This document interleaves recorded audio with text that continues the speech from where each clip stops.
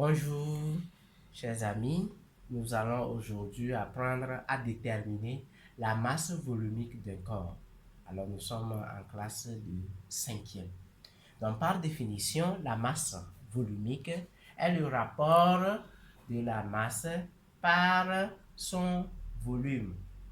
La masse volumique d'un solide, c'est le rapport entre sa masse et son volume.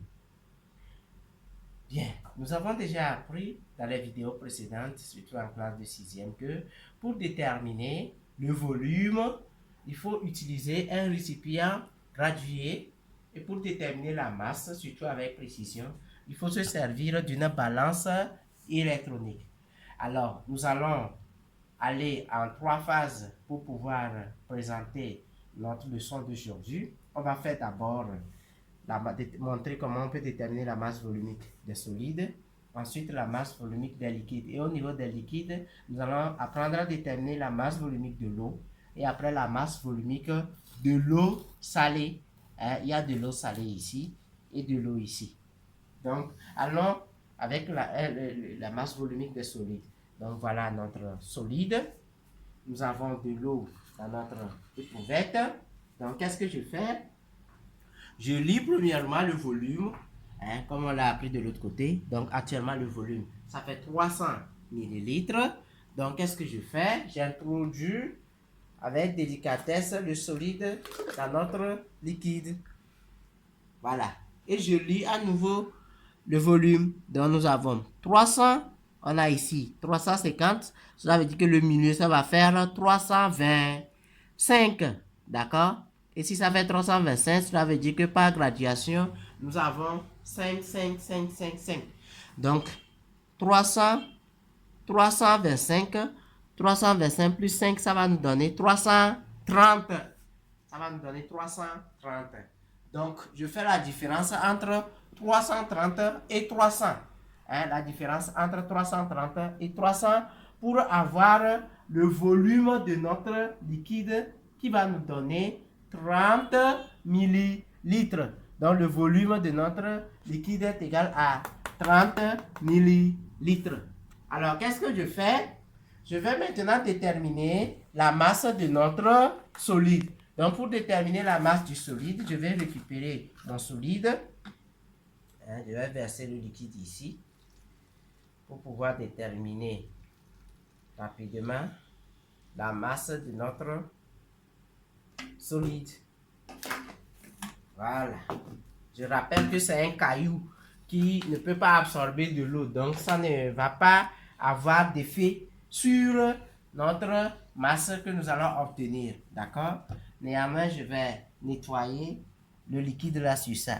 Donc, je dépose maintenant notre solide sur notre balance et nous lisons comme masse est égale à 77 grammes.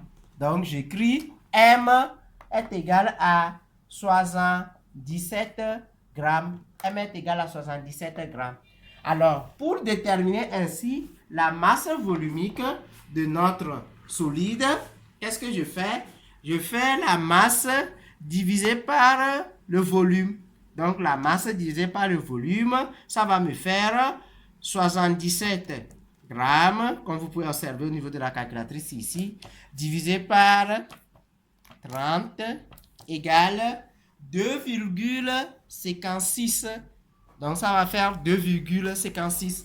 Donc, je vais dire que la masse volumique, souvent notée ρ, la masse volumique, souvent notée ρ, ou qui est encore égal à A, est égal à 2,56 grammes par millilitre.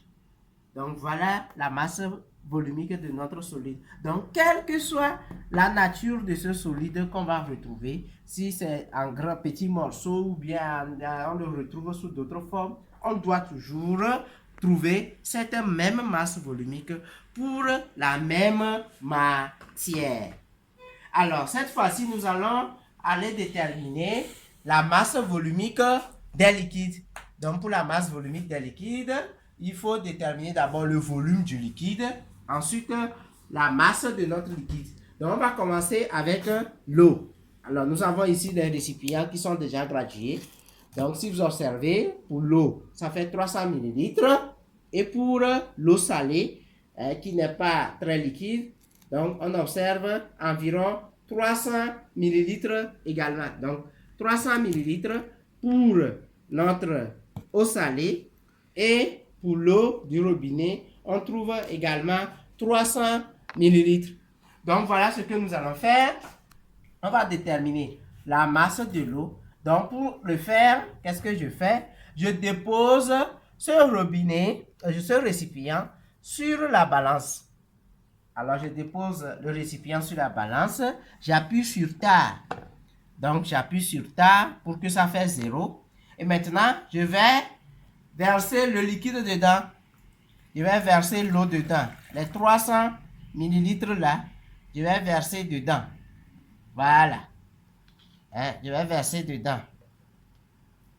Donc, on observe. Voilà. Les 300 ml, nous avons 300 grammes. Donc, je note pour MO égale à 300 grammes. Alors, qu'est-ce que je fais de nouveau? Je vais déterminer la masse de notre eau salée. Je vais déterminer la masse de l'eau salée.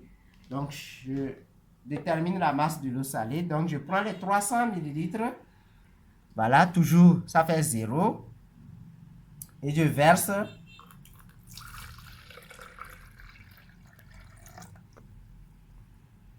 Je verse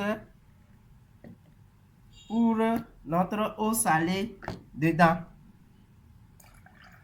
Voilà. Donc, avec l'eau salée, on retrouve combien? 372 grammes. Donc, avec l'eau salée, on retrouve 372 grammes. Donc, pour déterminer la masse volumique de ces deux liquides, qu'est-ce que je fais? Je fais 300 grammes divisé par 300 millilitres. Donc, 300 divisé par 300, ça va me donner 1. 300 divisé par 300, ça va me donner 1. Donc, je vais dire que la masse volumique de l'eau est égale à 1 gramme par millilitre. Et de l'autre côté, je vais faire 372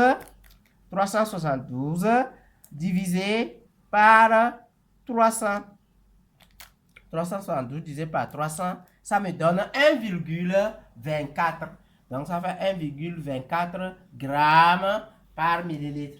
Donc, ce qu'il faut retenir, c'est que pour l'eau, sa masse volumique est égale à 1 gramme par millilitre. Alors, pour l'eau salée, puisqu'on a pris un solide, du sel, pour dissoudre dans notre liquide, ça fait que sa masse a augmenté. Voilà la raison pour laquelle nous obtenons comme masse volumique au niveau de notre eau salée que nous avons préparée ici 1,24 grammes millilitres. Pour dire que l'eau salée pèse plus que l'eau simple.